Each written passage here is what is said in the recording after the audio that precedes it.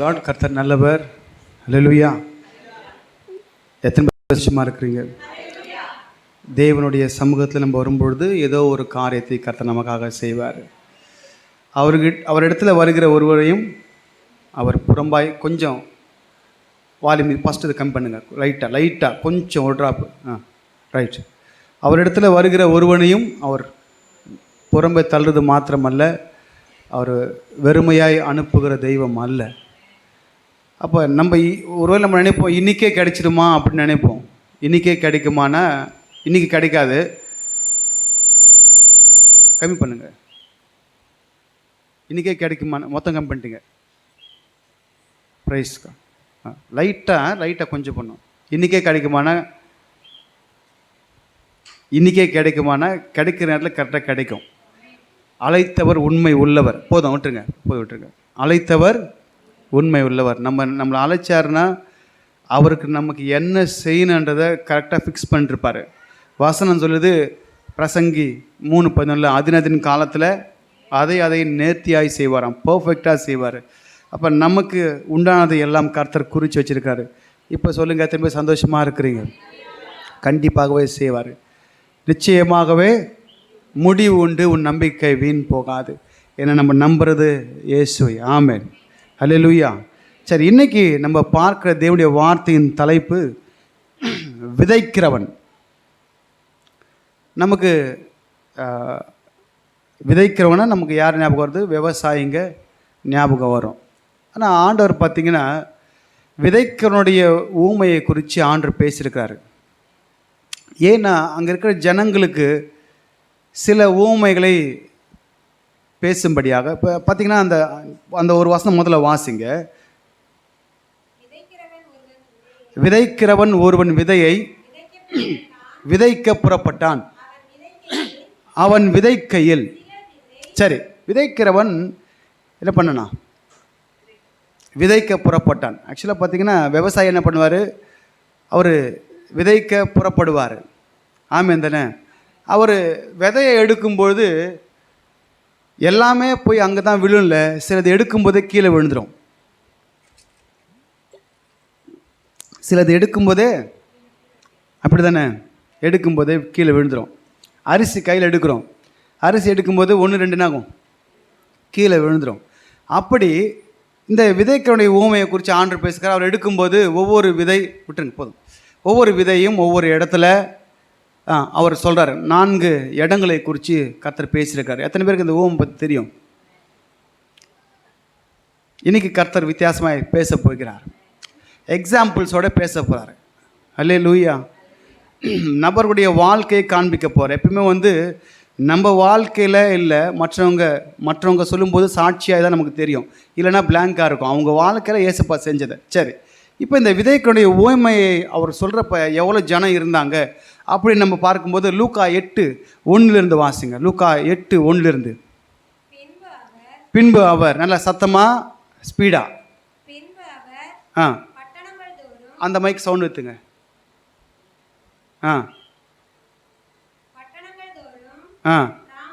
மைக்கு மேலே வைங்க. சவுண்டே வரல. ஆன் பண்ணிங்களா மைக்க?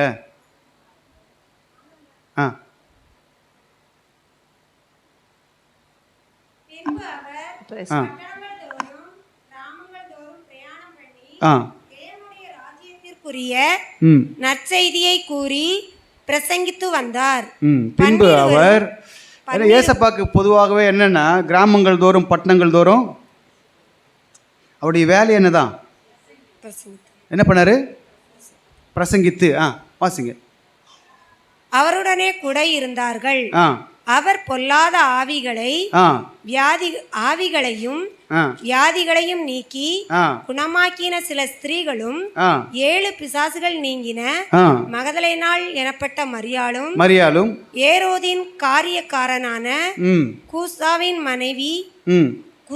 மனைவியாகிய யோவன்னாலும் ம் சூசன்னாலும் ம் தங்கள் ஆஸ்திகளால் ம் அவருக்கு ஊழியம் செய்து கொண்டு வந்த ஆ மற்ற அநேகம் ஸ்திரீகளும் ஆ அவருடனே இருந்தார்கள். ஆ சகல பட்டணங்களிலும் இருந்து ம் திரளான ஜனங்கள் ம் அவரிடத்தில் வந்து ஆ கூடின போது ஆ அவர் உவமையாக சொன்னது, ம் விதைக்கிறவன் ஒருவன் விதையை விதைக்க புறப்பட்டான். ஆ அவன் விதைக்கையில் அவன் விதைக்கையில் சில விதை போதும். இப்போ அங்கே இருக்கிற க்ரௌட் வந்து யாருன்னா தேவனுக்கு ஊழியம் செய்கிறவங்க இருக்கிறாங்க, பெண்களும் இருக்கிறாங்க, சீஷர்களும் இருக்கிறாங்க. மற்றபடி வசனம் சொல்லுது 4ஆம் வசனம், சகல பட்டணங்களிலும் இருந்து திரளான ஜனங்கள் அவரிடத்துல கூடின பொழுது. இப்போ நிறைய பேர் கூடி வந்திருக்கிறாங்க. இப்போ நம்ம கூடி வர மாதிரி அவங்க கூடி வந்திருக்கிறாங்க. இதில் பார்த்தீங்கன்னா பொல்லாத ஆவிகள் இருக்கா இல்லைங்களா? பொல்லாத ஆவிகள், பொல்லாத ஆவி அது என்ன பண்ணும்? பேரே பொல்லாத ஆவி. அது பொல்லாப்பான காரியம் செய்யும். மற்றவங்களை கெடுக்கும், மற்றவங்களை தீங்குபடுத்தும், மற்றவங்களை உபத்திரவப்படுத்தும், மற்றவங்களை அப்படி இந்த பொல்லாத ஆவிகள் அன்னைக்கு இருந்து இருக்குது. எப்போ இருந்துன்னா ஆதாம் ஏதேனில் இருந்தப்போ இருந்து அந்த பொல்லாத ஆவி என்ன பண்ணிச்சு? அது கிரியை செய்து கொண்டு தான் இருக்கிறாரு. சரி, ரைட். இப்போ ஆண்டவர் வந்து ஒரு ஊமையை சொல்கிறாரு, விதைக்கிறனுடைய ஊமையை சொல்கிறாரு. அந்த விதைகள் எடுத்து விதைக்கும்போது சிலது வழி அருகே விழுந்து மிதியுண்டது, ஆகாயத்து பறவைகள் வந்து அதை பட்சித்து போட்டது. சில விதைகள் கற்பாறையின் மேல் விழுந்தது, அது முளைத்த பின் அதற்கு ஈரம் இல்லாததினால் உலர்ந்து போயிற்று. சில விதை முள்ளுள்ள இடங்களில் விழுந்தது. அவங்களுக்கு கொஞ்சம் கம்மி பண்ணுங்க, கொஞ்சம் கம்மி பண்ணுங்க. கொஞ்சமா பண்ணும், சரிங்களா? அப்படியே டக்குன்னு இருக்கக்கூடாது, லைட்டா.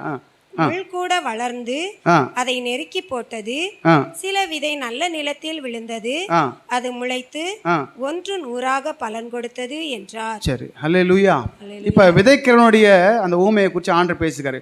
விதைக்கும் போது நல்லா பார்த்துங்க, விதை என்னது, விதைக்கிறவர் யாரு, விதை என்னது, விதைக்கிறவர் யாரு? மத்தேயு எழுதின சுவிசேஷம் 13ஆம் அதிகாரம் அதோடைய 37, 38 வாசனங்கள் சொல்லப்பட்டிருக்கு. அவர் பிரதியுத்தரமாக, நல்ல விதையை விதைக்கிறவன் மனுஷகுமாரன். நல்ல விதையை விதைக்கிறவன் மனுஷகுமாரன். விதையிலே நல்ல விதை இருக்கு, கெட்ட விதை இருக்கு. உபதேசத்துல நல்ல உபதேசம் இருக்கு, கள்ள உபதேசம் இருக்கு. அப்படிதானே? வார்த்தையில நல்ல வார்த்தை இருக்கு, கெட்ட வார்த்தை இருக்கு. இருக்கா இல்லைங்களா? உங்க வாயிலிருந்து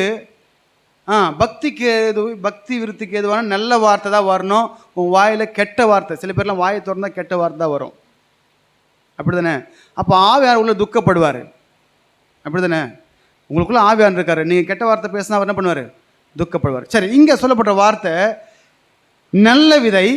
நல்ல விதையை விதைக்கிறவன் மனுஷகுமாரன், நிலம் உலகம். சரி, ஓகே. விதை என்னது? உலகம். நிலம் வந்து விதை விதைக்கிறவன் மனுஷகுமாரன்.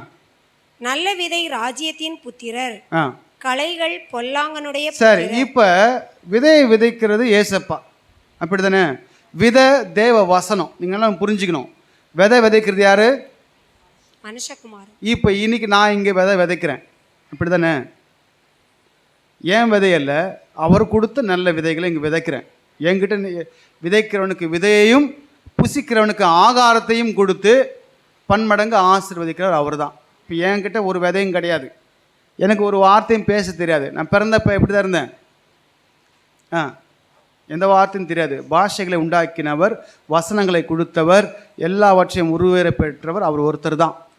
சரி, இப்போ ஏசப்பா வந்து தான் மனுஷகுமார் தான் விதையை விதைக்கிறாரு. இப்போ அந்த இடத்துல சொல்கிறாரு, விதைனது தேவ வசனம். விதைனது தேவ வசனம். விதைக்கிறவர் யாரு? ஏசப்பா. சரி, இன்னைக்கு ஏசப்பா அந்த இடத்துல நிறைய கூட்டம் இருக்குது சொல்கிறார், ஊமையாக சொல்கிறாரு, விதைக்கிறாரு. சில விதை நான் வந்துடுறேன், வழி அருகே இருக்குல்ல, வழி அருகே நம்ம நடக்கிற வழி எப்படி இருக்கும் நான் பின்பாக உங்களுக்கு விதை காமிக்கிறேன். சரி, இப்படி சொல்லிட்டார். 4 வித நிலங்களே சொல்லிட்டாரு. இதில் என்ன ஆயிடுச்சுன்னா, நிறைய கூட்டம் இருந்துச்சு. நிறைய கூட்டம் இருந்தாலும் எல்லாருக்கும் அதை அறிந்து கொள்ள வாஞ்சை இல்லை. அவர்கள் கண்டும் காணாதாரலும் கேட்டும் அப்படி வந்துட்டு அப்படி போயிட்டாங்க. ஆனால் அதை பற்றி தெரிஞ்சுக்கணும் யார் தெரியுமா வந்து கேட்டது? 9 வாசிங்களேன். அப்பொழுது அவருடைய சீசர்கள் இந்த உவமையின் கருத்து. இப்போ சீசருங்க தான் என்ன பண்ணுறாங்கன்னா, ஏசப்பா கிட்ட வந்து இந்த ஓமை என்ன, இதோடைய கருத்து என்ன அப்படின்னு கேட்குறாங்க. அவரிடத்தில் கேட்டார்கள். அதற்கு அவர் தேவனுடைய ராஜ்யத்தின் ரகசியங்களை அறியும்படி. இப்ப ரகசியத்தை தான் அவர் ஓமையா பேசியிருக்காரு. எதை பேசியிருக்காரு? தேவனுடைய ராஜ்யம். எத்தனை பேருக்கு தேவராஜ்யத்தின் ரகசியம் தெரியும்? எத்தனை ரகசியம் தெரியும்? பவுல் நிறைய இடத்துல சொல்லியிருக்காரு, ஏதோ நான் உங்களுக்கு ரகசியத்தை சொல்றேன் அப்படின்னு சொல்லியிருக்காரு. நிறைய ரகசியங்கள் பவுலுக்கு தெரியும். யார் சொன்னதுன்னா, கலாத்தியர் 1:10-11-12 ஏசப்பா அவர் கற்றுக் கொடுத்தான்னு சொல்லிட்டு நிறைய ரகசியங்கள் இருக்குது. எத்தனை பேர் ரகசியம் தெரியும்? இன்னைக்கு தெரிஞ்சுக்க போகிறோம். இப்போ ரகசியம் தெரியல, வாசிங்க தொடர்ந்துடைய. அதற்கு அவர் தேவனுடைய ராஜ்யத்தின் ரகசியங்களை அறியும்படி உங்களுக்கு அருளப்பட்டது. யார் தெரியுமா அருளப்பட்டது? யார் கேட்குறானோ, ஏசப்பா கிட்ட வந்து கேட்குறாங்களோ அவங்களுக்கு ரகசியத்தை சொல்லுவார். அந்த கூட்டத்தில் நிறைய பேர் தான் இருந்தாங்க, சகல பட்டணத்தை வந்தாங்க, எல்லாம் போயிட்டாங்க. கேட்டது யார் மட்டும்தான்? சீஷருங்க. நீங்களே யார் தான்? சீஷர் தானே, அப்படி தானே? சீஷன் என்பவன் குருவை போலவே தனக்காய் வாழாமல். ஆமேன் தானே, அப்படி தானே? சீஷன் தெரியுங்களா, அவர் நடந்த பாதையில் நம்ம நடக்கணும். அவர் கற்றுக் கொடுத்த வழியில் நம்ம நடக்கணும். அவர் எப்படி கிராமங்கள் தோறும் பட்டணங்கள் தோறும் சுற்றி திரிந்து ராஜ்யத்தின் சுவிசேஷத்தை சொல்லி ஆத்துமாக்களை ஆதாயப்படுத்தினாரோ, ஆத்துமாக்களை ஆதாயப்படுத்தணும். அப்படி தானே? படுத்துகிறோமா? கண்டிப்பாக சொல்லுங்கள். இன்றைக்கி இப்போ நிறைய பேர் வரல, அட்லீஸ்ட் ஜப்மாவது பண்ணுங்கள். புரிதலுங்களா? வராதவர்களுக்காக அவங்க எந்த நிலையில் இருக்கிறாங்களோ, என்ன கஷ்டத்தில் இருக்கிறாங்களோ, இந்த பிள்ளைங்க வாழ்க்கையில் என்ன நடந்துச்சோ, ஏன் சிலதெல்லாம் கொழுப்பு பிடிச்சி போய் வராமல் இருக்கும், சிலது நிச்சயமாக பிரச்சனையில் மாட்டிட்டு அவதியில் இருக்கும். அவங்களுக்காக செபிங்க. கொழுப்பு இருந்துச்சுன்னா கரைச்சி எடுத்துன்னு போவார். கொழுப்புலாம் கரையும் தானா, அப்படி தானே? அப்படி தானே? ஆனால் பிரச்சனையோடு கூட, பலவீனத்தோடு கூட, போராட்டங்களோடு கூட இருக்கிறவர்களே கர்த்தர் அறிவார். அல்லேலூயா. அப்போ ஜெபிங்க. எப்பயுமே நமக்கு ஆத்தும பாரம் வேணும். கிராமங்கள் தோறும் பட்டணங்கள். அவர் என்னங்க ராஜா, அவர் ஏன் வரணும் பூமிக்கு? அவரே சிங்காசனத்தை விட்டு வரணும். அவர் ஏன் ரோடு ரோடாக சுற்றணுன்ற? நான் 4 காசு இருந்தால் என்ன பண்ணலாம்? நான் ஏன்டா இது பண்ணணும்? நான் ஏன் பண்ணோம்? எனக்கு வீடு இருக்குது, வாசல் இருக்குது, பணம் இருக்குது, நான் ஏன் போய் சொல்லணும் அப்படின்னு நினைக்கலாம்ல. எல்லாத்தையும் விட்டு இறங்கி செய்பவன் தான் அவருடைய சீஷனாக இருப்பான். ஆமேனா இல்லைங்களா? கர்த்தர் நல்லவர். திட்டியும் வாங்கிக்கின்னு, சைடில் நீங்கள் திட்டுவீங்க, அந்த திட்டு வாங்கிக்கின்னு, அப்படி ரோட்டில் போய் கத்தினா அங்கே திட்டுவாங்க, அவங்களும் திட்டு வாங்கிக்கின்னு, அடுத்த தெருவுக்கு போயிட்டு மடியும் அங்கே கத்திட்டு, அங்கே இவங்களுக்கு வேறு வேலையே இல்லை. ஆமாம், வேலையே இல்லை தான். ஆனால் ஏசப்பாவுக்காக வேலை செய்யும்போது நித்தியத்தில் நமக்காய் ஒரு அழியாத கிரீடத்தை கர்த்தர் வச்சுருப்பார். சரி, இப்போ இவர் இதெல்லாம் சொல்கிறார். பரலோக ராஜ்யத்தின் ரகசியங்களை குறித்து அங்கே பேசியிருக்காரு. முதல் விதை வந்துடலாம். முதல் விதை இப்போ ரகசியம் யார் தான் கேட்டது? சீஷர். நீங்கள் எப்போ கேட்க போகிறீங்க? இதை இப்போ கேட்க போகிறீங்க. ஆமீன் தானே? எத்தனை பேர் சந்தோஷமாக இருக்கிறீங்க? சரி, இப்போ வழி அருகே விதைக்கப்பட்ட விதை, அதை குறித்து அவர் சொல்கிறார். ஒவ்வொன்றா சொல்லிட்டு 4 விதைகளை குறித்து சொல்கிறாரு. லூக்கா 8:12 வழியருகே விதைக்கப்பட்டவர்கள் வசனத்தை கேட்கிறவர்களாய் இருக்கிறார்கள். அவர்கள் விசுவாசித்து ரட்சிக்க கூடாதபடிக்கு பிசாசானவன் வந்து அவ்வசனத்தை அவர்கள் இருதயத்திலிருந்து எடுத்து போடுகிறான். யார் எடுத்து போடுறது? பிசாசானவன். நல்லா தெளிவா சொல்றாரு. வழி அருகே விதைக்கப்பட்டவன் வசனத்தை கேட்குறான். நல்ல வசனம் கேட்குறோம், கேட்குறோமா இல்லைங்களா? நல்ல வசனத்தை கேட்குறோம். அதுக்கப்புறம் வசனத்தை கேட்குறான். கற்பாறையின் மேல் இல்லைங்க, நீங்கள் அந்த வசந்தே இருங்க. நீங்கள் முதல்ல வழி அருகே முடியல, இன்னும் அடுத்ததுலாம் போகக்கூடாது, அதில் இருங்க. வழி அருகே விதைக்கப்பட்டவன் அவன் வசனத்தை கேட்கிறவர்களாய். முதல்ல நீங்கள் வசனத்தை கேட்குறீங்களா? கேட்குறீங்க, ரைட். படிங்க. அவர்கள் விசுவாசித்து ரட்சிக்க கூடாதபடிக்கு வசனம் மட்டும்தான் கேட்பாங்க, விசுவாசம் வராது, ரட்சிப்பும் அடைய மாட்டாங்க. ஏன் தெரியுமா? பிசாசானவன் வந்து அவ்வசனத்தை அவர்கள் இருதயத்திலிருந்து எடுத்து போடுகிறான். இப்போ நான் கேட்குறேன், போன வாரம் என்ன வசனம் சொன்னேன்னா உங்களுக்கு ஞாபகம் இருக்குமா? போன வருஷம் உங்களை வேலை மேலே யார் திட்டினாங்க?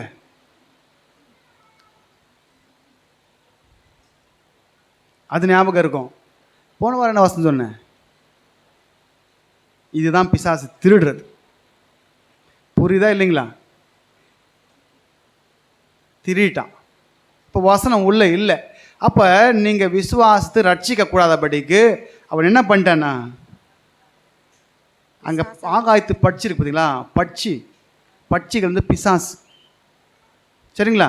பட்சினது பிசாசு என்ன பண்ணுவோன்னா, இப்போ இந்த வழி எப்படி இருக்கும்? காட்டுப்பாதை இருக்குல்ல, காட்டுப்பாதைக்கு போகிறோம். எத்தனை பேர் காட்டுக்கெல்லாம் போயிருக்கீங்க? காட்டுக்கும் ரோட்டுக்கும் வீட்டுக்கும் வித்தியாசம் இருக்குது. காட்டில் இருக்கிற நிலம் பார்த்தீங்கன்னா நடைபாதை வந்து ஸ்ட்ராங்காக இருக்கும். அப்படி தானே? நடந்து நேரம் இருக்கும்.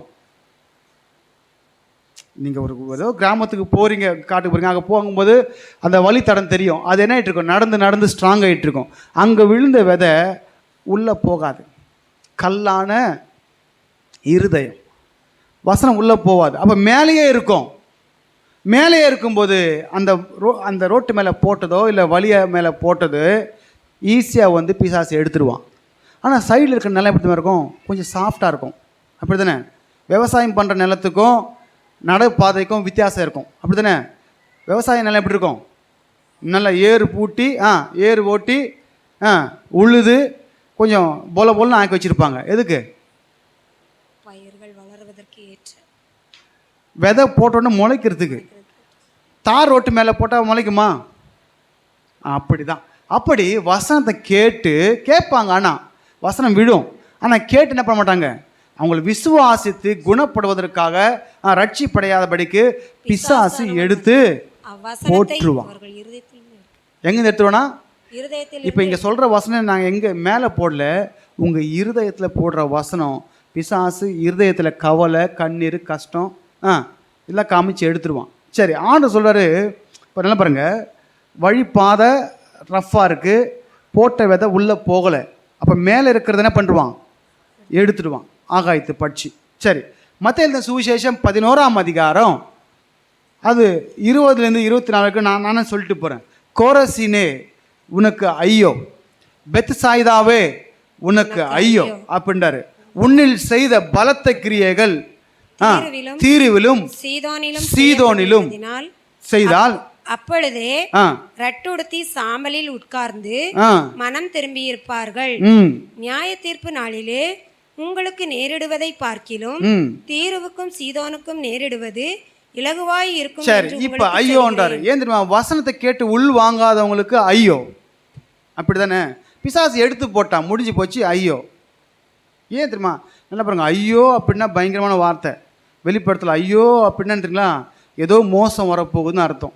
இப்போ வசனம் உள்ள இல்லைன்னா நமக்கு என்னதான்? என்ன பாருங்க, நிறைய அற்புதம் பண்ணிருக்காரு. கோரசினே உனக்கு ஐயோ, பெத்சாயிதாவே உனக்கு ஐயோ, உன்னில் செய்த பலத்த கிரியைகள், பயங்கரமான மிராக்கள் செஞ்சுருக்காரு. கோரசினில், பெத்சாயிதாவில், கலிலேயாவில் செஞ்சுருக்காரு. அப்படி தானே?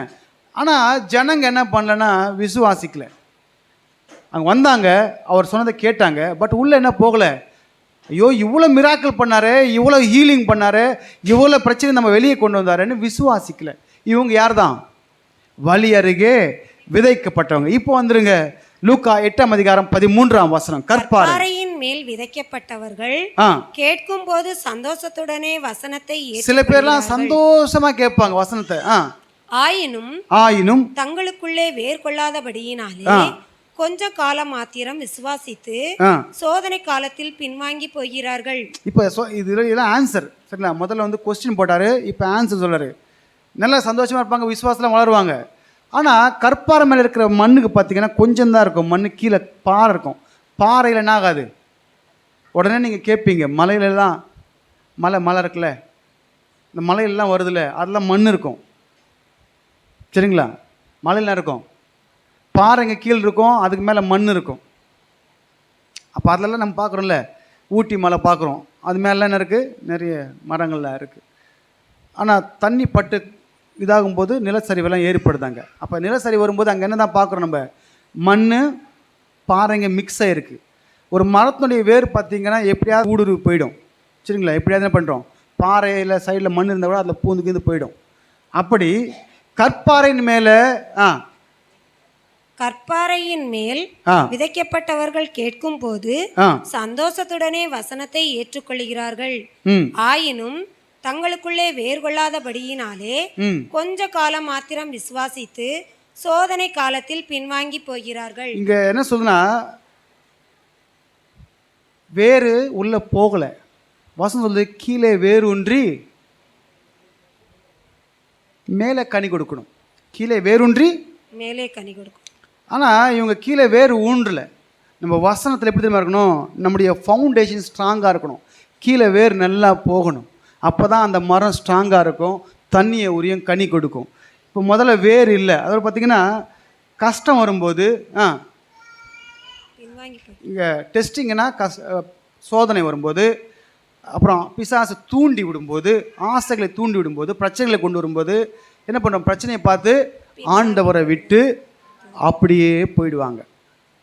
இது ஒரு டைப் நிலம், சரிங்களா? நிலம் இது ஒரு டைப்பு, சரிங்களா? வாசிங்க யோவான் 6ஆம் அதிகாரம் அவருடைய 60ஆம் வசனம் வாசிங்களேன். யோவான் 6. அவருடைய சீஷரில் அநேகர் இவைகளை கேட்ட பொழுது, அநேகர் இவர்களை கேட்ட பொழுது, இது கடினமான உபதேசம், இதை யார் கேட்பார்கள் என்றார்கள்.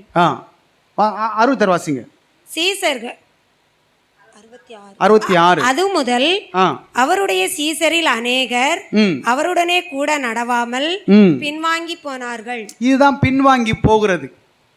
இதுதான் வேறு இல்லை, உள்ள வசனம் உள்ள டீப்பாக இறங்கல அவங்களுக்கு. அங்கே என்ன சொன்னார், என் மாம்சத்தை புசித்து என் ரத்தத்தை பானம் பண்ணுகிறவனுக்கு மரணம் இல்லை, அவன் நித்திய ஜீவனுக்கு போவான்னு சொல்லப்பட்டிருக்கு. ஏசப்பாவுடைய மாம்சம் என்னது இன்னைக்கு நம்ம சொல்லுங்கள். ஏசப்பாவுடைய அவர் அப்பத்தை எடுத்து பிட்டு என்ன பண்ணுறாரு, இது வாங்கி புசியுங்கள், இது உங்களுக்காக. அந்தபடியே அவர் பாத்திரத்தை எடுத்து இதை வாங்கி பானம் பண்ணுங்கள். அது ஒரு நிழல், சரிங்களா? அப்பன்றது தேவ வார்த்தை, திராட்சை ரசன்றது அவருடைய உடன்படிக்கை, அவரோடு கூட உடன்படிக்கை. நல்லா பாருங்கள், நம்ம ஞாயிற்றுக்கிழமை வந்துச்சுன்னா அவருடைய பரிசுத்த ஓய்வு நாளை பரிசுத்தமே ஆசிரிக்க நினைக்கணும். சனிக்கிழமையாக நோந்துடணும், நாளைக்கு சர்ச்சு நினைக்கணும், நாளைக்கு சர்ச் இருக்குது, நாளைக்கு சர்ச்சுக்கு போகணும். அப்போ உடன்படிக்கையை நீங்கள் நினைக்கணும், நேரத்தோடு போகணும். என்ன பிரச்சனை வந்தப்போ ஆண்டவரே பிசாசு பிரச்சனையை கொண்டு வருவான், பிரச்சனையை எடுத்து போட்டு நாங்கள் போக எனக்கு உதவி செய்யுங்க, முன்னாடினாலே ஜெபிக்கணும். அப்படி தானே? அவன் 1000 உபாயங்களை 1000 தந்திரங்களை வச்சு உங்களை வராதபடிக்கு பிளாக் பண்ணுறதே உங்களை அடிக்கிறதுக்கு. தெரியுமா தெரியாதா? உங்களை தடுத்து நிறுத்துறது உங்களை அட்டாக் பண்ணுறதுக்கு. புரியுதா இல்லைங்களா? உங்களை சர்ச்சுக்கு வராமல் உங்களை தடுத்து நிறுத்துறேன்னா உங்களை அட்டாக் பண்ணுறதுக்கு. அப்போ நீங்கள் புரிஞ்சிக்கணும், தடையை கொண்டு வரான், முன்னாடினால ஜெபிக்கணும். வெள்ளிக்கிழமை உபவாசனால ஜெபிக்கணும். வரும்போது ஆண்டவரே ஞாயிற்றுக்கிழமை நான் கரெக்டாக வந்துடணும், எந்த தடை பிசாசு பண்ணக்கூடாது, ஓடணும் அப்படின்னு கேட்கணும். ஆமேன்னு இல்லைங்களா? அல்லேலூயா. சரி, இப்போ இவங்க என்ன பண்ணிட்டாங்க, அவர் அப்பத்தையும் ரசத்தையும் குடிந்து, இது கடினமான உபதேசம். அந்த நாட்கெலாம் பார்த்திங்கன்னா ரத்தம் சாப்பிடக்கூடாதுன்னு வெளிப்படையான கமெண்ட்மெண்ட்டு, சரிங்களா? அப்போ இவங்க என்ன பண்ணிட்டாங்க, என்னடா இவர் ரத்தத்தை சாப்பிட சொல்கிறாரு, இது கள்ள உபதேசமாச்சே, கடினமான உபதேசமாச்சே, இவர் சொல்கிறது வேறு. அவர் சொல்கிறார் இந்த ஆலயத்தை இழுத்து போடுங்க, 3 நாளுக்குள்ளே கட்டினார். அவர் சொன்னது அந்த தேவாலயத்தை அல்ல, சரீரமாக ஆலயத்தை. அவங்கெல்லாம் புரிஞ்சுக்கிறதான் தப்பு புரிஞ்சுக்கிறாங்க. ஏன் அப்படின்னா உள்ளே இருக்கிற சத்தியம் புரியல. இப்போ நான் உலக வார்த்தை தான் பேசுனீங்களேன், நீங்கள் கப்புன்னு பிடிச்சிக்குவீங்க, அப்படி தானே? ஏதோ ஒரு இப்போ காமெடி பேசுகிறவங்களே நீங்கள் என்ன பண்ணுறீங்க, கப்புன்னு பிடிச்சிங்க. சத்தியத்தை பேசும்போது விலங்கலையே, ஒன்றே புரியலையே, இவர் ஏதோ பேசிகிட்டு இருக்காரு. ஏன்னா சத்திய வசனத்தில் பழக்கம் இல்லாமல் போயிடுச்சு. இந்த 6 நாள் யார் கூட சுற்றுறீங்க, நீங்கள் யார் கூட இருக்கிறீங்க சொல்லுங்கள்? யார் கூட இருக்கிறீங்க, யார் கூட பேசுகிறீங்க? பேசுகிறதெல்லாம் உலக வார்த்தை, உலக மனுஷன், உலக மக்கள் கூட பேசும்போது உங்களுக்குள்ள உலக காரியங்கள் நிறைய ஸ்டோர் ஆகிட்டு இருக்கும், அப்படி தானே? வசனம் சொல்லுது, உலகத்திலும் உலகத்தில் உள்ள அன்பு கூறின இடத்துல பிதாவின் அன்பு இல்லை. அப்போ நான் யார் கூட பேசக்கூடாதா? நீங்கள் பேசலாம். ஒரு ஆத்மா ரட்சிக்கப்படத்தக்கதாக, அதை ஆத்மா ஆதாயப்படத்தக்க பேசுங்க. அது பக்தி விருத்திக்கு ஏதுவான வார்த்தைகளை பேசுங்க. அவங்களோடு சேர்ந்து நம்ம என்ன பண்ணுறோம், அவன் 4 பேசுனா நம்ம திறமையை காமிக்கிறதுக்கு நீங்கள் 40 பேசிடுவீங்க. நானே பரவாயில்ல போட்டுருக்கேன் அவன் நினச்சிக்குவான். ரொம்ப ஜாக்கிரதையாக இருங்க, பிசாசு உங்கள் வாயை வச்சே உங்களை பிடிப்பான். அதனால் யார் இடத்துல உட்காந்துருக்குறோம், என்ன பேசுகிறோன்ற தெளிவு இருக்கணும். சரி, அப்போ இவங்க என்ன பண்ணிட்டாங்கன்னா, பிரச்சனையை பார்த்து, போராட்டங்களை பார்த்து, அது முதற்கொண்டு அவரை விட்டு பின்னோக்கம் போயிட்டாங்க. ஒரு குரூப் வந்து எல்லாம் மிராக்களை வாங்கிக்கிறாங்க, விசுவாசிக்கல போயிட்டாங்க, பிசாசு வாசனத்தை எடுத்துட்டான். நல்லா பாருங்கள், பிறவி கூடிய கண்ணை திறந்தார்ல, இந்த உலகம் உண்டானது முதல் இப்படிப்பட்ட மிராக்கள் நடந்ததே இல்லைன்னு சொல்கிறாங்க. ஆனால் இயேசுவே அவங்க விசுவாசிக்கலை, அந்த ஜனம் தான் சிலுவையில் போடுன்னு சொன்னாங்க. அப்படி தானே? பிசாசு உள்ளே இருக்கிற வசனத்தை திருடிட்டான். எப்போவுமே ஏசப்பாவுக்கு ஒரு பழக்கம் இருக்குது, வசனத்தை சொல்லிட்டு தான் சுகமாக்குவார். அல்லேலூயா. சரி, இப்போ எல்லாம் பின்னோக்கி போயிட்டாங்க. இது ஒரு நிலம், சரி, வழி அருகே ஒன்று, கற்பாறை மேலே ஒன்று. மூணாவது நம்ம வந்துடலாம், முள்ளுள்ள இடங்கள். ரொம்ப ரொம்ப நீங்கள் பாருங்க, ஒன்று வழி அருகே போட்டதை போட்ட மாதிரியே பிசாசு தூக்கிடுவான். வசனம் உனக்குள்ளே போகாதபடிக்கு பிசாசு தூக்கத்துக்கு ரெடியாக இருப்பான். நீங்கள் இந்த வாசலை தாண்டின உடனே அவன் காத்துட்ருப்பான். ரொம்ப ஜாக்கிரதையாக இருக்கணும். வசனத்தை என்ன பண்ணோம், இங்கே கேட்டுல வீட்டுக்கு போயிட்டு இன்றைக்கி என்ன வார்த்தை சொன்னார்னு ரிமைண்ட் பண்ணோம். ஆமாம், ஏதோ இங்கே ஞாயிற்றுக்கிழமை வந்தோம், கடமைக்காக கேட்டோம், போனோன்னா அவன் ரெடியாக இருப்பான் திருடுறதுக்கு. ரொம்ப ரொம்ப ஜாக்கிரதையாக இருங்க. ரெண்டாவது, பிரச்சனை போராட்டம் வருதா, என்ன பிரச்சனை வந்தாலும், என்ன போராட்டம் வந்தாலும், என்ன பலவீனம் வந்தாலும் அவரை விட்டு நான் போக மாட்டேன். ஏன்னா அவர் என்னை அப்படியே பார்த்துட்டு வேடிக்கை பார்த்துட்டு இருக்க மாட்டார். நான் கஷ்டப்படுறது அவருக்கு பிடிக்காது, நான் பலவீனமாக இருக்கிறது அவருக்கு பிடிக்காது, நான் தரித்திரமாக இருக்கிறது பிடிக்காது. அவர் என்னை மேலே கொண்டு வருவார். யோபு அப்படி இருக்கிற தேவனுக்கு பிடிக்கல, அப்படியே இருந்தார், ஆனால் விசுவாசத்தோடு இருந்தார். யோபுவின் நிலைமையை கர்த்தர் மாற்றினார். மாற்றவர் தான் கர்த்தர், உன்னை அப்படியே வச்சு பார்க்க மாட்டார், மாற்றி அழகு பார்க்கிறவர். சரி, மூணாவதாக முள்ளுள்ள இடங்கள். ரொம்ப ரொம்ப ரொம்ப உன்னிப்பாக கவனிக்கணும். முள்ளுள்ள இடங்கள். இன்னைக்கு முள்ளுன்னா நான் உங்களுக்கு என்னன்னு சொல்ல போகிறேன். வாசிங்க 8 லூக்கா 8:14. முள்ளுள்ள இடங்களில் விதைக்கப்பட்டவர்கள், முள்ளுள்ள இடங்களில் விதைக்கப்பட்டவர்கள் வசனத்தை கேட்கிறவர்களாய் இருக்கிறார்கள். கேட்டவுடனே போய் பிரபஞ்சத்திற்குரிய கவலைகளினாலும். என்ன கவலை? உலக கவலை. பாட்டு பாடணும், உலகமெல்லாம் மாயையா, உலகமெல்லாம் உம்மன்பொன்றே போதுமையா. இந்த உலகத்துக்கு எல்லாம் போயிடுங்க. நம்ம சேர்த்து வச்சுட்டு போகிறது அடுத்த யார் அனுபவிப்பான்னு தெரியுமா உங்களுக்கு? தெரியுமா? சொல்லுங்கள் பார்க்கலாம். யார் அனுபவிப்பாங்க? நல்ல விதமாக அனுபவிப்பாங்களா? எதுவும் தெரியாது. ஆனால் மாயையான இந்த உலகத்திற்கு நம்ம என்ன பண்ணுறோம்? ஓட்டம் பயங்கரமாக ஓடுறோம். ஆனால் நித்திய பாதைக்காய் ஓடுகிற ஓட்டத்தில் கொஞ்சம் ஸ்லோ தான். சரிங்களா? ரைட், வாசிங்க. கேட்டவுடனே போய் பிரபஞ்சத்திற்குரிய கவலைகளினாலும் ஐஸ்வர்யத்தினாலும். பாருங்க, முதல்ல இந்த உலகத்துக்குரிய கவலை என்ன கவலை? சாப்பாடு, ட்ரெஸ்ஸு,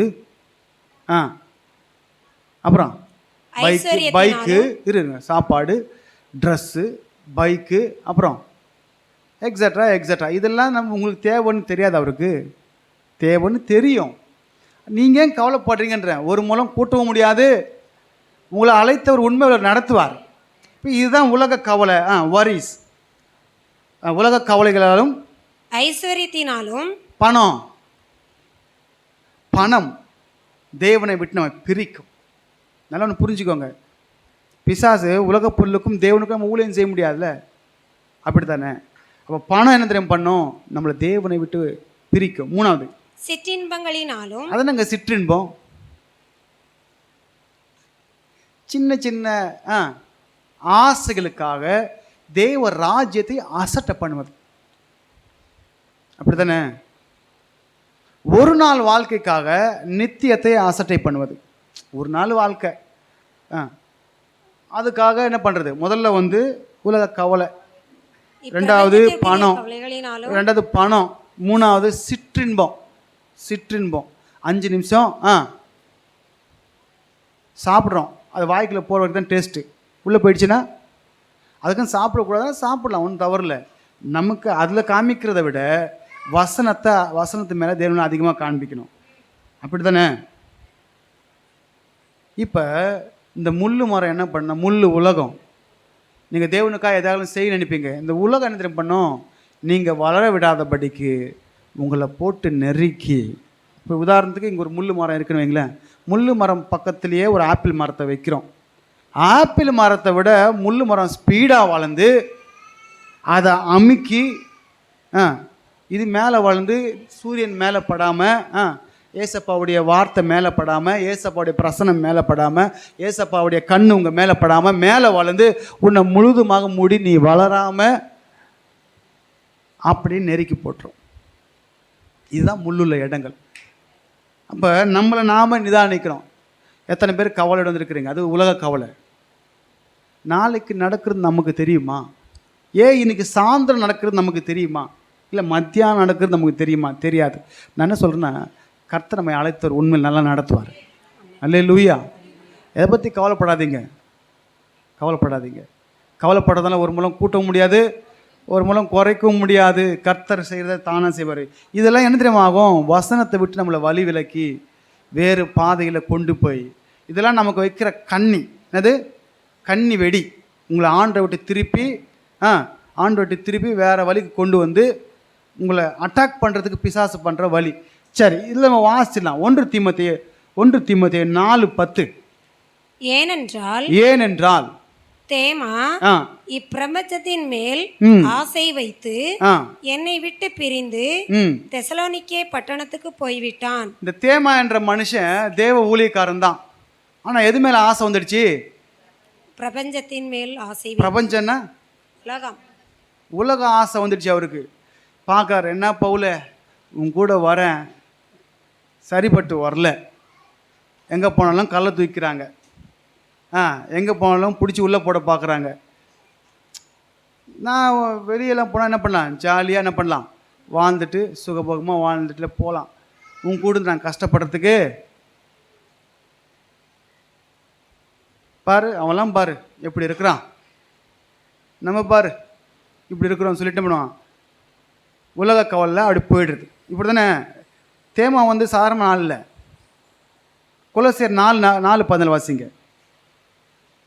பிரியமான வைத்தியனாகிய லூக்காவும் தேமாவும். சரி, பிரியமான வைத்தியனாகிய லூக்காவும். அப்போ பவுல் வந்து பிரியமானவனே அப்படின்னு கூப்பிட்டுருக்காரு. யாரை? தேமாவை. எந்த அளவுக்கு விசுவாசத்தில் இருந்தார். இந்த உலகம் இருக்குது பார்த்தீங்களா, உங்களை ஒரு செகண்டில் காலி பண்ணும். உலகம்னா உலக கவலை, பணம், சிற்றின்பம் உங்களுக்கு காலி பண்ணிடும். இங்கே அப்படிப்பட்ட விசுவாசம் உள்ள தேமாவையே இழுத்துடுச்சுன்னா அப்படி தானே? பவுல் கூட இருந்தவர் எவ்வளோ சத்தியம் கேட்டிருப்பாரு. அப்படி தானே? இன்னொரு வாசனை வாசிக்கலாமா? பிலோமோன் 24 வாசிங்க. என் உடன் வேலையாட்களாகிய மார்க்குவும். பவுல் சொல்றாரு, இவெல்லாம் என் உடன் வேலையாட்களாகிய மார்க்குவும் அரிஸ்தர்க்கும் தேமாவும் லூக்காவும் உமக்கு வாழ்த்து. இப்போ இவங்கெல்லாம் யாருன்னா, தேமா யாருன்னா பவுலுடைய உடன் வேலையாட்கள். உடன் ஊழியர் தெரியுமா? என்ன தெரியுமா அர்த்தம்? உடன் ஊழியர் தெரியுமா? அந்த ஊழியக்காரர் உங்களுக்கு தெரியும். எலிசா என்ன பண்ணாரு? எலியாவுக்கு என்ன பண்ணாரு? 12 ஏறு மாடுகளை கட்டி ஓட்டிட்டு இருந்தவர் வா அப்படின்னு எல்லாம் விட்டு வந்துட்டார். அப்படி தானே? அதான் உடன் ஊழியர்.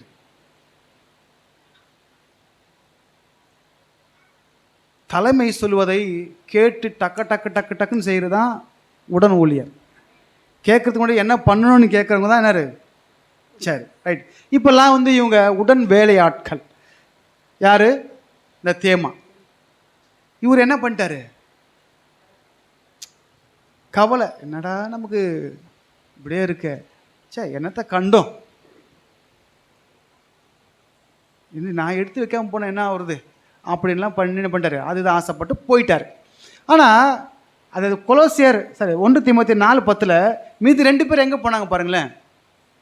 ஏனென்றால் தேமாய் பிரபஞ்சத்தின் மேல் ஆசை வைத்து சீக்கிரம் தெசலோனிக்கே பட்டணத்துக்கு போய்விட்டான். கிரெஸ்கே கலாத்திக்கு போய்விட்டான். தீத்து தல்மாத்தியா நாட்டிற்கும் போய். இவங்க ஊழியத்துக்கு போனாங்க. இவரு தான் பிரபஞ்சத்தின் மேல ஆசை வச்சு எங்கே போயிட்டாரு? எங்கே போயிருக்காரு தெரியுமா? அவர் தெசலோனிக்கே போயிருக்காரா? தெசலோனிக்கே பட்டணம். யாரு? தேமா. தேமா. மீதி 2 பேர் எங்கே பண்ணிருக்காங்க? கிறிஸ்கே கலாத்திக்கு போயிட்டு ஆ தீத்து தல்மாத்தியா நாட்டிற்கும் போய்விட்டார்கள். சரி, ஓகே. இவங்க ஊழியத்துக்கு போனாங்க, இவர் எங்கே போயிட்டாரு? உலகத்துக்கு போயிட்டாரு. அவங்க ஊழியத்துக்கு போனாங்க, இவர் உலகத்துக்கு போயிட்டாரு. ஏன்னா உலக ஆசை அப்படி இழுத்துச்சு அவரை, ஒரு ஈர்ப்பு. அப்படி தானே? என்னத்தை கண்டோம். இவர் கூட இருந்து அடி வாங்கணுமா? நான் தோமா சொன்னார்ல, வாங்க வாங்க சேர்ந்து போய் அடி வாங்கலாம் அவர் கூட சேர்ந்து சொன்னாரா இல்லைங்களா? எங்கே சொன்னார்? யோவான் 7ஆம் அதிகாரத்தில் சொன்னார்ல, அவர் பண்டிகைக்கு போகும்போது, கூடார பண்டிகைக்கு போகும்போது, கூடார பண்டிகையா இல்லை லாசரு எழுப்பும்போது, சரி 11ஆம் அதிகாரம் லாசரு எழுப்பும்போது, வா வா வா வாங்க போகலாம். அவர் சாகிறது இல்லாமல் நம்மளெல்லாம் கூட்டின்னு போய் இவர் நினச்சாரு நமக்கே இந்த வம்பு. பவுல் வந்து எத்தனை அடி வாங்கினார்? அவர் லிஸ்ட்டு வேணால் பெருசாக இருக்கும், லிஸ்ட்டு பெருசாக போகுது அப்படின்னுவார். எங்கே தெரியுமா? 2 கொரிந்தியர் நீங்கள் 10ஆம் அதிகாரம் 11ஆம் அதிகாரத்தில் அவர் பட்ட பாடுகள்லாம் சொல்லுவார். கிறிஸ்துக்குரிய அங்கு அடையாளம் என் உடம்புல இருக்குன்னாரு. சரிங்களா? இவர் பார்த்தாரு, இது நமக்கு செட் ஆகாதுரா, நம்ம என்ன பண்ணலாம்? 10 ரூபா சம்பாதிக்கலாம், ஜாலியாக இருக்கலாம், அப்புறம் சிற்றின்பங்கள் சின்ன சின்ன ஆசைகள் இருக்கிறத நிறைவேற்றிட்டு, சில பேர் சொல்லுவாங்க உலகத்தை பண்ணலாம், என்ன வாழ்க்கை இருக்க அனுபவித்து செத்து போயிடலாம். அதுக்காக வச்சிருக்காரு ஆண்டவர் நம்ம வேறு பிரித்திருக்கிறாரு. இப்படி தான் வாழணுன்ற ரூல்ஸ் அண்ட் ரெகுலேஷன் வச்சிருக்கிறாரு. ஆமென், அல்லேலூயா. அதனால என்ன பண்ணிட்டாரு, இந்த பவுல் கூட இருந்தால் நமக்கு செட் ஆகாது, உலகம் ஜாலியாக இருக்கும், அங்கே போனால் டான்ஸ் ஆடலாம், பாட்டு பாடலாம், ஃபயர் கேம்ப் போடலாம், அப்படி தானே ஊர் ஊராக சுற்றலாம். இது என்ன ஆகுன்னா, ஏசப்பா ஏசப்பா ஏசப்பா போர் அடிக்குதுடா, அப்படி தானே? அப்படின்னு அவர் போயிட்டார். ஆனால் 2 பேரும் போகிறாங்க, ஏசப்பா ஏசப்பான்னு கலாத்தியாவுக்கு ஒருத்தரும் இன்னொருத்தர் ஒரு ஊருக்கு போயிட்டுருக்காரு. இப்படி அவங்கள போல இருக்குமே தவிர ஊழியத்துக்காக ஓடணும் தவிர, தேவனுக்காக ஓடணும் தவிர உலகத்துக்காக ஓடக்கூடாது. சரிங்களா? தெளிவாக இருக்கணும். நம்ம இது கடைசியாக நல்ல நிலம் வந்துடலாம். 5 நிமிஷத்தில் முடிச்சிடறேன். நல்ல நிலம் சொல்லுங்க. நல்ல நிலம். நல்ல நிலம். நல்ல நிலம் என்ன திறம் பண்ணும்? வாசிங்க 8:15 வாசிங்க. நல்ல நிலத்தில் விதைக்கப்பட்டவர்கள், நல்ல நிலத்தில் விதைக்கப்பட்டவர்கள் வசனத்தை கேட்டு, முதல்ல பாருங்க, வசனத்தை கேட்டு அதை உண்மையும், 2வது உண்மை நன்மையுமான நன்மை இருதயத்திலே காத்து பொறுமையுடனே பலன் கொடுக்கிறவர்களாய் எங்க பலன் வரத்துக்கு லேட்டு தான் ஆகும், உடனே பலன்லாம் வராது. வாழை மரத்தை நட்டா அடுத்த 10 நாள்லாம் உங்களுக்கு வராது, அது வளரணும். நம்ம தான் போய் பார்த்துட்டு வரணும் எப்போ பூ வருதுன்னு. பூ வந்தோடனே ஒரு சந்தோஷம் வரும், அப்படி தானே? நாங்களாம் அப்படிலாம் பார்த்து எப்போ வரணும்னு காத்துட்டு தான் இருந்தோம். செவ்வாழைன்னு சொல்லி ஏமாற்றி எங்களுக்கு என்ன பண்ணிட்டான், வாழைக்காய் மரத்தை கொடுத்துட்டாங்க. சரி, வாழையா அது வாழ்ந்துடுச்சு.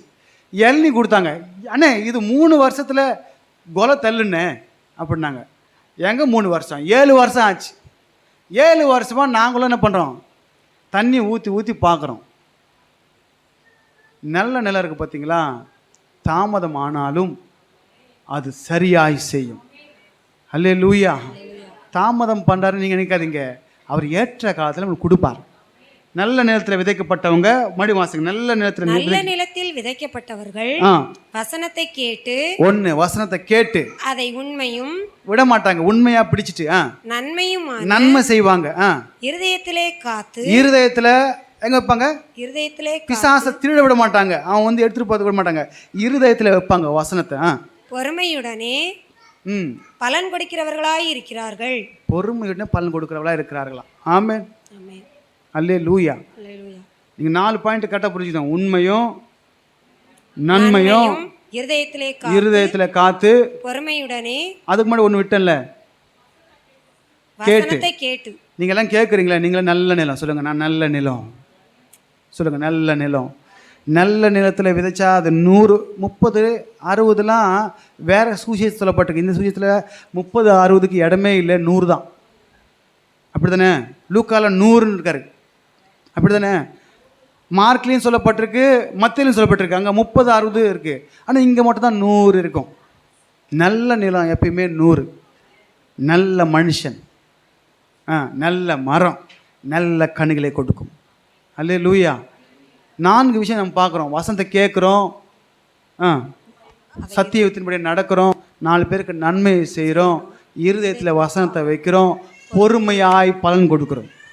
அல்லேலூயா. அப்படியே வாசிங்க தொடர்ந்து வசனத்தை. ஒருவனும் அதே தொடர்ந்து. சரி, முடிஞ்சிச்சு. அதோட முடிஞ்சிங்களா? ரைட், வந்துடலாம். நமக்கு 100 மடங்கு ஆசீர்வாதத்தை பெற்றவர் யார் தெரியுமா? நான் வந்துடுறேன். அப்போ உங்களுக்கு எக்ஸாம்பிள் பாருங்க. தேமா என்ன பண்ணிட்டாரு? நெருக்கிச்சவரை போயிட்டாரு. சீஷருக்கு என்ன பண்ணிட்டாங்க? அவரும் சீஷர் தான், பிரச்சனை வந்துச்சு, போயிட்டாங்க. சில பேர் வசனத்தை கேட்டு அதை உள்ளே வைக்கல, உடனே பிசாசு திருட்டு போயிட்டான். இந்த நல்ல நிலம் இருக்குது பார்த்தீங்களா? இந்த நல்ல நிலத்துக்கு என்ன அடையாளம்? வசனத்தை கேட்டு தேவனுக்கு உண்மையா, மற்றவங்களுக்கு நன்மையா நடக்கணும். அப்படி தானே? உண்மை நன்மை. சரி, வந்துடலாம். ஆதியாகமம் 26ஆம் அதிகாரம் 1-2 வசனங்களை வாசிங்க முதல்ல. ஆபிரகாமின் நாட்களில் உண்டான பஞ்சத்தை அல்லாமல் பின்னும் ஒரு பஞ்சம் தேசத்தில் உண்டாயிற்று. அப்பொழுது ஈசாக்கு பெலிஸ்தருக்கு ராஜாவாகிய அபிமெலேக்கின் இடத்தில் கோராருக்கு போனான். இப்ப ஆல்ரெடி வேற இடத்துல இருக்கிறாரு. எங்க இருந்தாரு ஈசாக்கு? கேராருக்கு அங்கே போனாருங்க. ஆனால் எங்கே இருந்தார்?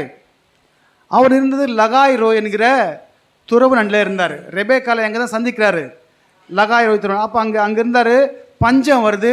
பஞ்சம் வந்தோடனே முதல்ல எங்கே போகிறார்? ராஜா பக்கத்தில் இருக்கிற இடத்துக்கு போகிறார். ஏன்னா ராஜா இருக்கிற இடத்துல என்ன இருக்கும்? இஸ்ரேல் ராஜா சொல்வார், ராஜாவே எங்களை ரட்சி, நான் எதுன்னு ரட்சிக்கிறது, கர்த்தர் ரட்சித்தா மட்டும்தான் இருக்குது. அப்படி தானே? சரி, இப்போ அங்கே முதல்ல அந்த இடத்துக்கு போனார். இவன் அடுத்து எங்கே போயிடுவான்? அடுத்து எங்கே போக பிளானு? வாசிங்க, அப்படி வாசிங்க. கர்த்தர் அவனுக்கு தரிசனமாகி, நீ எகிப்துக்கு போகாமல் நான் உனக்கு சொல்ல. அப்போ இவருடைய அடுத்த பிரயாணம் எங்க? எகிப்துக்கு போகணும்னு கேருக்கு வந்துட்டாரு. ஏன்னா அப்பா எங்கே போனார்? போய் மாட்டிக்கினாரு. பாட்டெலாம் பாடுறாங்க, மாட்டிக்கினாரு ஒருத்தர், இவரை காப்பாற்றணும் கர்த்தர். அப்படி தானே? போய் ஒரு ஹேண்ட் பேக் மாட்டின்னு வந்துட்டார் அவர். ரொம்ப உலகத்துக்கு போனீங்க, உலகம் உங்களை கரைப்படுத்திடும். இவர் பிரயாணம் எங்கன்னா அடிமைத்தனம், எகிப்து அடிமைத்தனம், உலகம். எப்பவுமே பிசாசு நம்மள பிரச்சனையை காண்பிச்சு, போராட்டங்களை காண்பிச்சு, வறுமையை காண்பிச்சு, ஆசையை மட்டும் இல்லை இதையும் காண்பிச்சு நம்மளை திசை திறப்ப பார்ப்பான். அப்போ கர்த்தருடைய வார்த்தை வரும், மகளே நீ பொறுமையாரு, மகன் நீ பொறுமையாரு, போகாத உலகத்துக்கு அப்படின்னு ஒரு எச்சரிக்கை கொடுத்து, இந்த தேசத்திலே வாசம் பண்ணு, நான் உன்னோட கூட இருந்து உன்னை ஆசீர்வதிப்பேன். இதே நம்ம என்ன பண்ணுவோம்? இங்க மழையே இல்லை, வறட்சியா இருக்கு, இருன்றீங்களா ஆண்டவர்? அப்படி கேட்க மாட்டீங்களா? இதை செய்யுன்றீங்களே, ஒன்றுத்தையும் காணுமே, என் வாழ்க்கையில் தரித்திரம் மட்டும்தான் இருக்கு, எதுவுமே இல்லையே அப்படின்னு கேட்பீங்க இல்லைங்களா? ஆனால் வசனம் சொல்லுது, காற்றையும் காண மாட்டீங்க, மழையும் பார்க்க மாட்டீங்க. அப்படி தானே? அறிகுறியே இருக்காது. ஆனால் கர்த்தர் நினச்சாருன்னா ஒரு செகண்டில் செய்வார். அவர் சொன்னால் கேட்டுட்டு உட்காரு கம்முன்னு, அவ்வளோதான். அவர் சொன்ன செய். போகாதனர், இவர் போகலை. இதுதான் நல்ல நிலம்.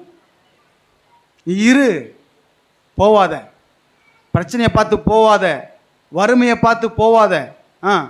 நீ போனா ஏமாற்றவனு தான் மிச்சம். நகோமி போனாங்க, ஏமாற்றவனு தான் மிச்சம். பஞ்சத்துக்கு தான் போனாங்க அவங்க, மோவாப் தேசத்திற்கு. பிரச்சனை தான். என்ன வந்தாலும் என்ன நடந்தாலும் தேவனை விட்டு பிரியாம அவர் உங்களை வைத்த நிலையில அழைத்த அழைப்பில் நில்லுங்க.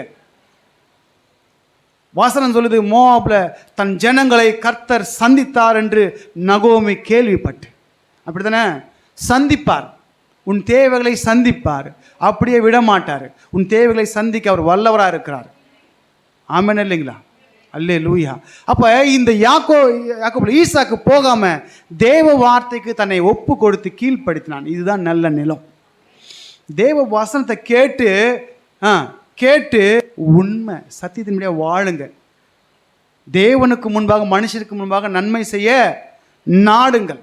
அப்போ இவர் இருந்ததால் ஏங்க தண்ணி இல்லை, மழை இல்லை, ஆனால் விவசாயம் பண்ணார். எந்த அளவுக்கு ஒரு விசுவாசம் வேணும் ஈசாக்குக்கு. பஞ்சம் என்ன நீங்கள் நினச்சிக்கிறீங்க? தண்ணி இருக்காது. விதைக்கிறவனால் அல்ல,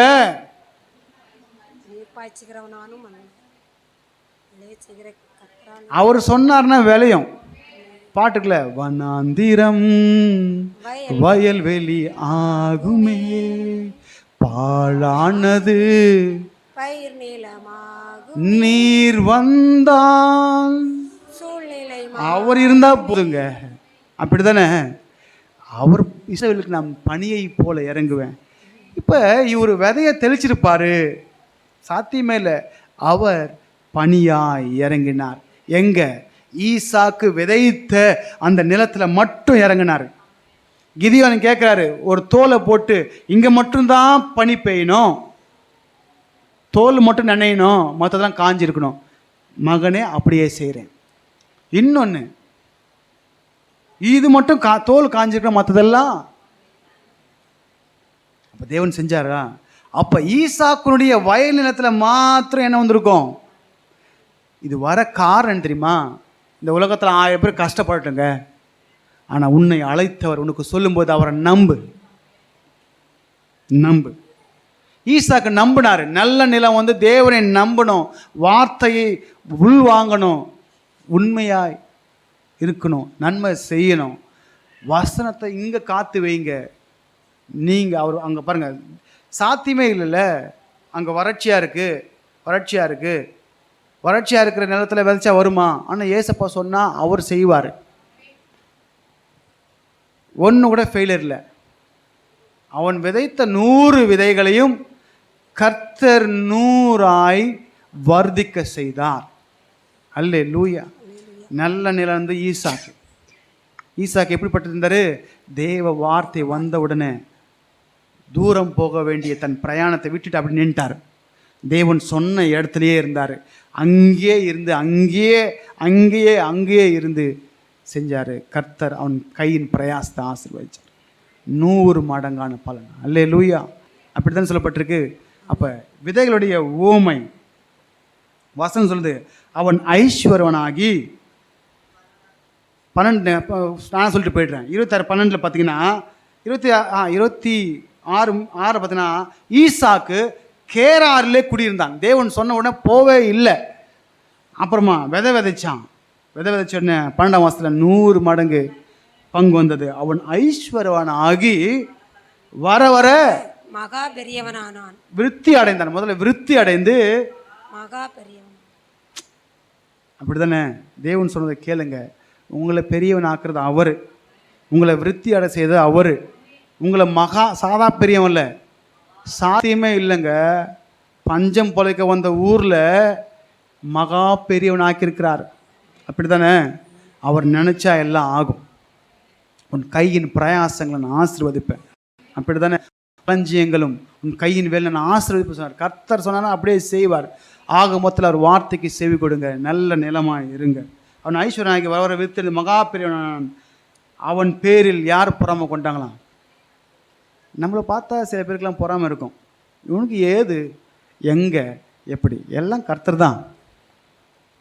தெய்வம் கூரையை பிச்சு கொடுக்குமா? அப்படி சொல்லுவாங்க அவங்க. நமக்கு வந்து வானத்தையும் பூமியும் படைத்த கர்த்தரிடத்துல ஒத்தாசை வரும். ஒருத்தனை கூரையை பிச்சு இறக்குனாங்க தெரியுமா? ஒருத்தரை யார் இறக்குனாங்க? திமிர்வாதக்காரனை. 4 பேர் செஞ்ச செயல். நான் என்ன சொல்லுன்னா, அவனுக்கு இருந்திருக்குமோ இல்லையோ விசுவாசம், இந்த 4 விசுவாசம் தான். அப்படி ஒரு விசுவாசம் வேணுங்க, தேவன் மேலே வைக்கணும். அல்லேலூயா. ஓரளவுக்கு நீங்கள் புரிஞ்சுக்கணும். நான் கர்த்தரை விசுவாசிக்கிறேன். முதல்ல வலி அருகே கடினமாக இருக்காதீங்க. 2வது கற்பாரை வேறு கொள்ளாமல் இருக்காதீங்க. 3வது உலகத்தின் மேலே ஆசை வைக்காதீங்க. ஏன்னா கண்கள் நிச்சயம், மாம்சம் நிச்சயம், ஜீவனத்தின் பெருமை இதெல்லாம் பிசாசால உண்டானது, தேவனால் உண்டானது அல்ல. சரிங்களா? உலகத்தின் மேலே ஆசை வைக்காதீங்க. உலகத்தில் உள்ளவர்களும் உலகத்திலும் அன்பு கூறாதீங்க. தேவனிடத்தில் அன்பு கூறுங்க. சில உலகம் உங்களை ஏமாற்றும், தெய்வம் ஏமாற்ற மாட்டார். அவரை நம்புங்க, அவர் சொன்ன இடத்துல தங்குங்க. கர்த்தர் உங்களை கொண்டு பெரிய காரியத்தை செய்வார். நல்ல நிலம் 100 அத்தனையாய் பலன் கொடுத்தது. அல்லேலூயா. எத்தனை பேர் சந்தோஷமாக இருக்கிறீங்க? இன்னைக்கு இந்த விளக்கத்தை கர்த்தர் பரலோக ராஜ்யத்தின் ரகசியங்களை நாம் அறிந்து கொள்ளும்படியாக கர்த்தனுக்கு கிருபை செஞ்சிருக்காரு. தேவன் உங்களை ஆசீர்வதிப்பாராக. ஆமென். அல்லேலூயா. சத்தமா அல்லேலூயா.